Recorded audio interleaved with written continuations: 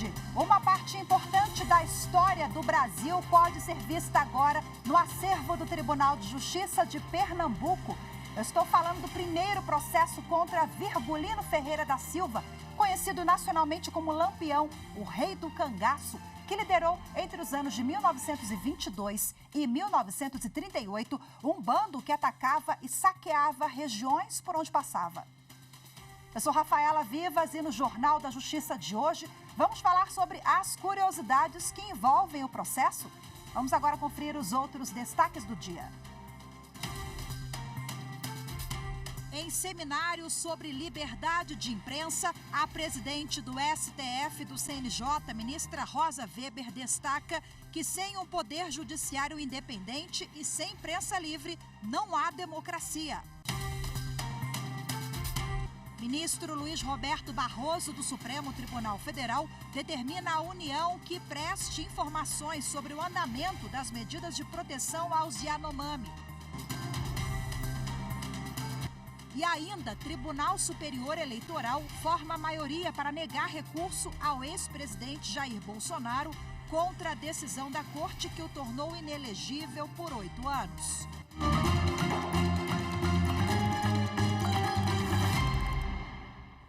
O plenário virtual do Tribunal Superior Eleitoral formou maioria para negar o recurso da defesa do ex-presidente Jair Bolsonaro contra a decisão da Corte que o tornou inelegível por 8 anos. O ex-presidente foi condenado por abuso de poder político e uso indevido dos meios de comunicação. Até o momento, 4 ministros seguiram o entendimento do relator, ministro Benedito Gonçalves. No recurso apresentado ao TSE, os advogados alegam que o ex-presidente teve seu direito à defesa cerceado e que as questões apresentadas pela defesa durante o processo não foram devidamente analisadas. O relator, ministro Benedito Gonçalves, votou para rejeitar o recurso. Ele concluiu que não houve cerceamento de defesa e rejeitou todos os argumentos processuais dos advogados. Ainda faltam votar os ministros Nunes Marques e Raul Araújo. A sessão virtual termina na próxima quinta-feira, dia 28 de setembro. O ministro Luiz Roberto Barroso, do Supremo Tribunal Federal, determinou à União que preste informações sobre o andamento das medidas de proteção aos Yanomami, estabelecidas na ação em que se discute a omissão do governo federal no combate à Covid-19 entre os indígenas. Segundo a Articulação dos Povos Indígenas do Brasil, a APIB, as medidas determinadas pelo Supremo Tribunal Federal estariam sendo descumpridas. Segundo a Articulação dos Povos Indígenas do Brasil, uma das autoras da ação, os órgãos federais estariam descumprindo as determinações. E mesmo com a realização de algumas operações, o garimpo na terra indígena Yanomami teria crescido 4% de janeiro a junho deste ano. A ABIP ainda aponta atuação deficiente ou com demora das Forças Armadas em apoiar os órgãos federais para o cumprimento das decisões, interrupção dos alertas de garimpo, fechamento do espaço aéreo por 6 dias, dificultando o combate à mineração ilegal, falha ou demora na entrega de cestas alimentares destinadas à ajuda humanitária. Com base no relato, o ministro Barroso determinou que a União se manifeste detalhadamente por cada um dos órgãos que atuam na área. O julgamento sobre o marco temporal é destaque no podcast Supremo na Semana. O recurso tem repercussão geral reconhecida e vai valer para os demais processos sobre o mesmo tema. Os detalhes na reportagem de Carolina Chaves. O plenário do Supremo Tribunal Federal derrubou a tese do marco temporal das terras indígenas. Prevaleceu o entendimento de que a demarcação de terras não depende da data da promulgação da Constituição Federal de 1988 e se baseia pela tradicionalidade dos povos originários. A consultora jurídica Gisele Reis explica o entendimento. Ficando comprovado que houve ocupação indígena e que há essa íntima relação, essa íntima conexão da comunidade indígena com aquele território, é um direito constitucional ter essas terras demarcadas para que eles possam possuir essa terra exclusivamente e usufruir delas também de forma exclusiva. O episódio também trata do início do julgamento sobre a descriminalização do aborto até 12 semanas de gestação. A ação estava no plenário virtual e o ministro Luiz Roberto Barroso pediu destaque. Agora, o tema será discutido no plenário físico. A presidente do STF, ministra Rosa Weber, já votou a favor da liberação do aborto. Outro tema no podcast Supremo na Semana é a decisão da segunda turma que restabeleceu sentença desobrigando uma mulher com amiotrofia espinhal progressiva, conhecida como AME, de devolver ao plano de saúde valores relativos ao custeio do tratamento anterior ao registro do medicamento na Anvisa, Agência Nacional de Vigilância Sanitária. A seguir, história do Brasil. Primeiro processo em que Lampião aparece como réu é entregue ao acervo da Justiça de Pernambuco. Vamos falar sobre as curiosidades desse caso em instantes. Voltamos já.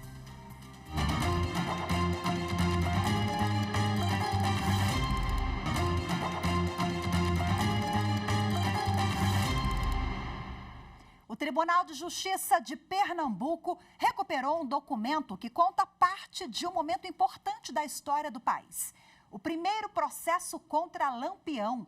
O documento agora vai fazer parte do acervo histórico da Corte e poderá ser consultado pela população.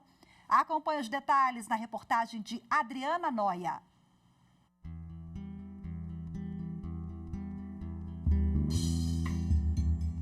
A ação do tempo se apresenta em um papel desbotado. 1.400 páginas escritas à mão trazem informações do cangaço brasileiro da década de 1920 e agora fazem parte do acervo histórico do Tribunal de Justiça de Pernambuco. Na capa, o nome de Virgulino Ferreira da Silva, o Lampião, está entre os indiciados. Este é o primeiro processo em que o líder cangaceiro aparece como réu por delito ocorrido há 101 anos. O documento foi entregue ao TJPE pela família do juiz Assis Timóteo de Triunfo, Sertão do Estado.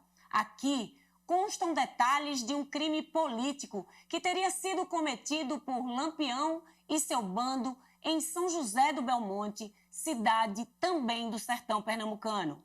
A gente está analisando o processo, certamente houve uma disputa política, de espaço político na cidade. Em 1922, e foi o assassinato de um coronel, um político influente, comerciante, rico na época, chamado Luiz Gonzaga Gomes Ferraz. O processo tem 42 indiciados, do bando do tão famoso Virgulino Lampião.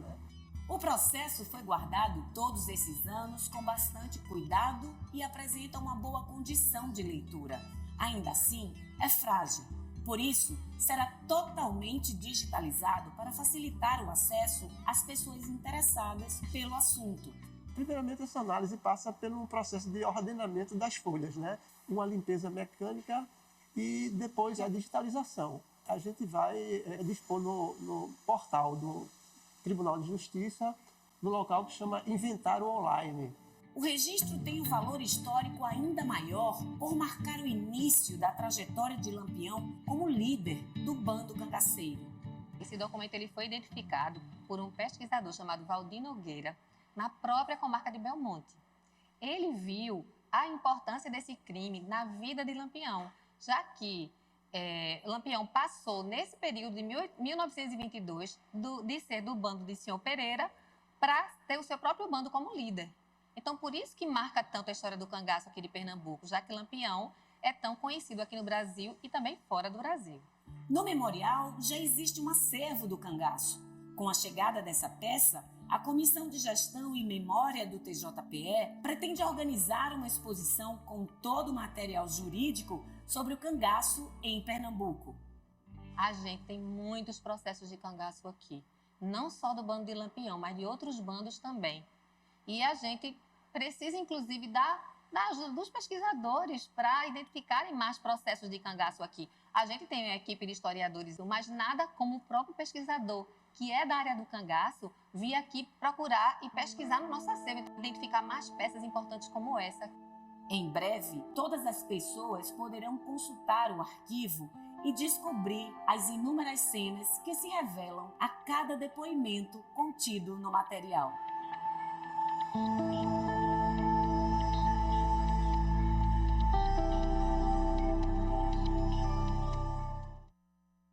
Bom, e agora, para falar mais sobre as curiosidades desse processo, eu converso ao vivo, de forma remota, com o desembargador Alexandre Assunção, que é presidente da Comissão de Gestão da Memória do Tribunal de Justiça de Pernambuco. Desembargador, boa tarde. Muito obrigada pela sua participação, em primeiro lugar. Conta pra gente quais são as curiosidades e aquilo que vai surpreender o cidadão, o historiador, enfim, a pessoa que daqui a pouquinho, a partir do dia 1º de outubro, né, vai conseguir ter acesso a esse material. Boa tarde, Rafaela. Boa tarde, espectadores. Esse, como já foi dito na reportagem anterior, esse é um processo onde Lampião aparece como líder do bando. Ele assume a liderança do bando que pertencia ao senhor Pereira justamente no ano de 1922. Esse é o segundo grande evento do bando. Antes, ele fez uma ação em Água Branca, Alagoas, e a segunda grande ação dele é justamente na comarca de São José do Belmonte, onde ele investe contra um rico comerciante, Luiz Gonzaga Ferraz, e nessa ocasião existia uma disputa política na cidade e uma das lideranças políticas se associou a Lampião para fazer essa ação. Bom, e esse caso, ele envolve, são 42 pessoas denunciadas, mas nem todos foram julgados, não é isso, desembargador? E nós temos também outros processos, mas esse é a primeira vez em que Lampião é réu. Então, daí a magnitude histórica, né, toda a importância desse caso. E uma conquista também para o Judiciário de Pernambuco. Exatamente. Nós, na Comissão de Gestão e Preservação da Memória do Tribunal, nós fazemos isso constantemente. Constantemente nós nos dirigimos a comarcas antigas do interior para fazer a identificação desses processos. E esse processo, né, nos chegou através de uma notícia e nós diligenciamos trazê-lo para o Tribunal de Justiça. Esse processo, ele se desenvolveu até a fase de pronúncia, que é a primeira fase, onde se identifica a viabilidade de colocar aqueles réus para serem julgados pelo Tribunal do Júri. Então, o Judiciário de Pernambuco fez a pronúncia desses réus. Houve, na época, um recurso de ofício para o que se chamava, na época, Superior Tribunal de Justiça de Pernambuco. Foi confirmada essa denúncia e foi feito o desaforamento para a comarca de São Lourenço da Mata. Nessa decisão, né, os membros da turma que atuaram, eles reconheceram que na comarca de São José do Belmonte não existiria, né, condições de levar esses réus a julgamento, devido à grande comoção social que foi aquele evento. Então, foi designada essa comarca de São Lourenço, que é próxima aqui à região do Recife, mas nem todos foram levados a julgamento, porque precisava de eles serem capturados, de eles estarem presentes para o julgamento. Desembargador, tem algum elemento ali, alguma coisa que chama muita atenção do senhor? Alguma curiosidade ou algo ali que o senhor olhou e acho que isso aqui vai ser bacana, quem lê, o cidadão, quem aprendeu, quem está aprendendo agora, o jovem, né? Essa parte da história vai se surpreender? A própria dinâmica do delito é interessante porque ela revela um período da história do Brasil bastante conturbado. Não é? Existiam bandos de cangaceiros, não é? Que provocavam esse tipo de ação que aterrorizava as cidades. Por outro lado, não é? Existiam as chamadas volantes, que eram geralmente policiais militares, não só eles se reuniam com outras pessoas que quisessem enfrentar o cangaço. Então, existiam esses dois grupos que se degladiavam. Inclusive, esse evento em São José do Belmonte, ele se deu por um desses fatores, ou seja, o Luiz Gonzaga recebeu em sua residência uma volante e deu guarida dessa volante, que veio do Ceará. Quando essa volante estava saindo da cidade, passou na fazenda do Ioiô Maroto, que era o Crispim Pereira, e lá ele fez uma série de interrogatórios para ver se descobria alguma coisa sobre os cangaceiros.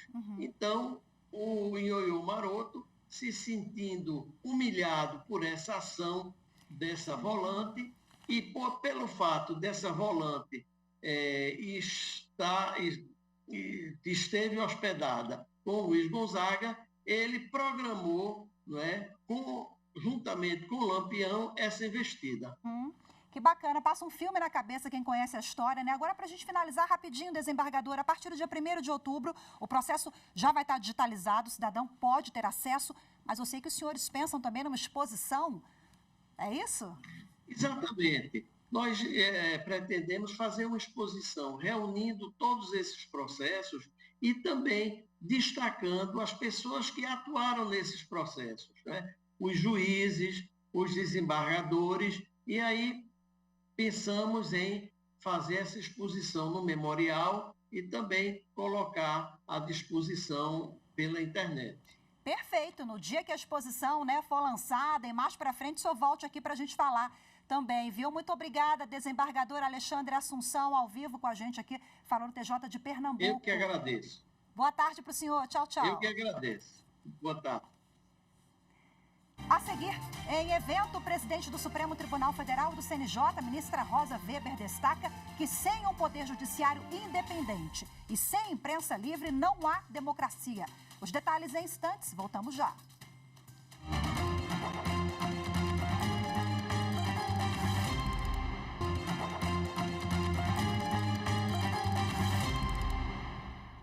O Conselho Nacional de Justiça vai analisar amanhã a conduta do juiz Orlando Facchini, do Tribunal de Justiça do Rio Grande do Sul. O magistrado foi quem conduziu o júri popular dos 4 acusados do incêndio da Boate Kiss. A defesa dos réus conseguiu anular o julgamento devido a várias irregularidades que teriam sido cometidas pelo juiz.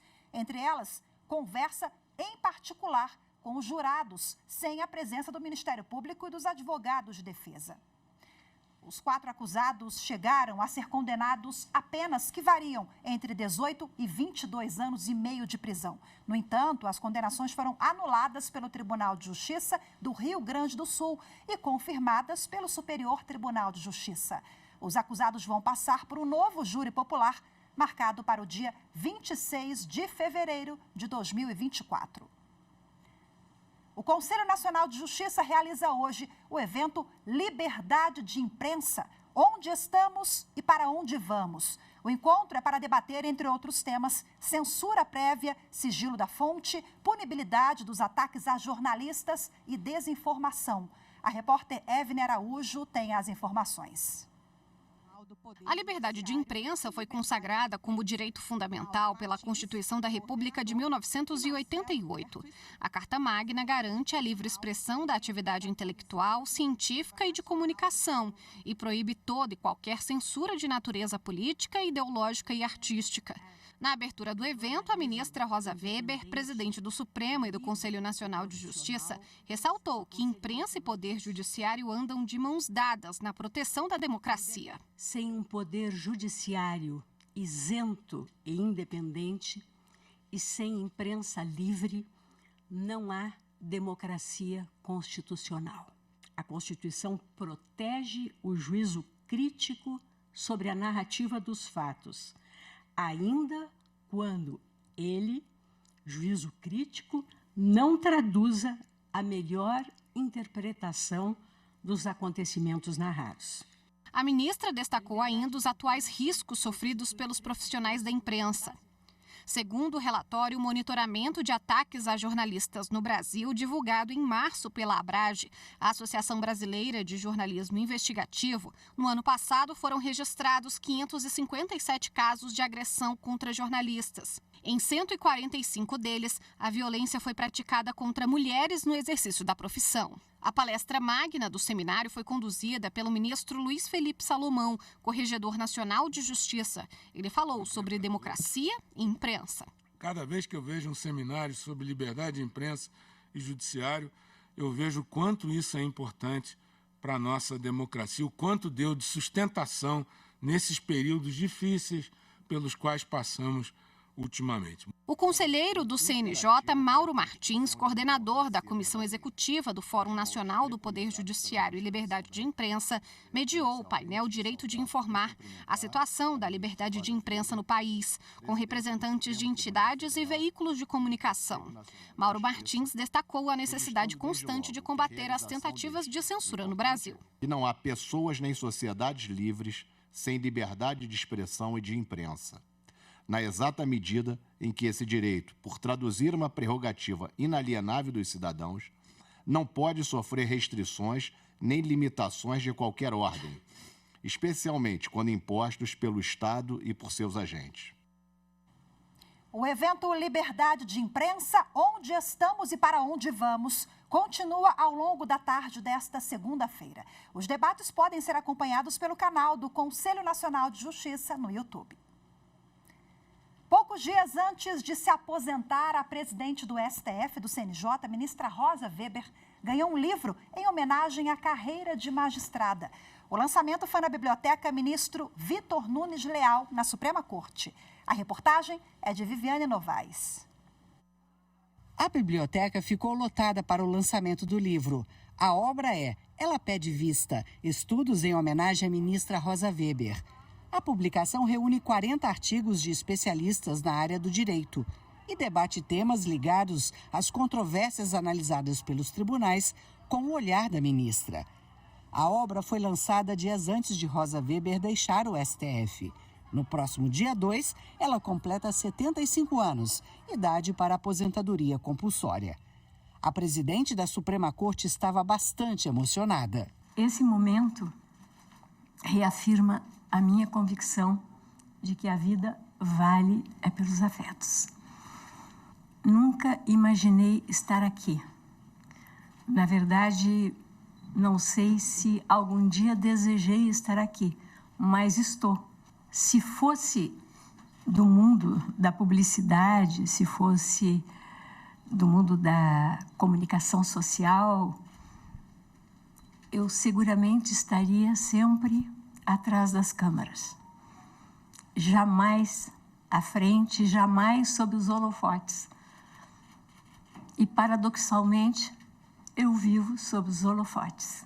A ministra disse que nasceu para a profissão de magistrada. Na verdade, nasci para o exercício da jurisdição. E isso está me deixando, de certa forma, agoniada. Porque agora eu estou literalmente sendo afastada do exercício da jurisdição. Para mim, não vai ser fácil, embora entenda que existe muita vida fora da jurisdição e além dos processos. Cristina Neves, uma das coordenadoras do livro e cofundadora da associação Elas Pedem Vista, destacou a representatividade da ministra como mulher no meio jurídico.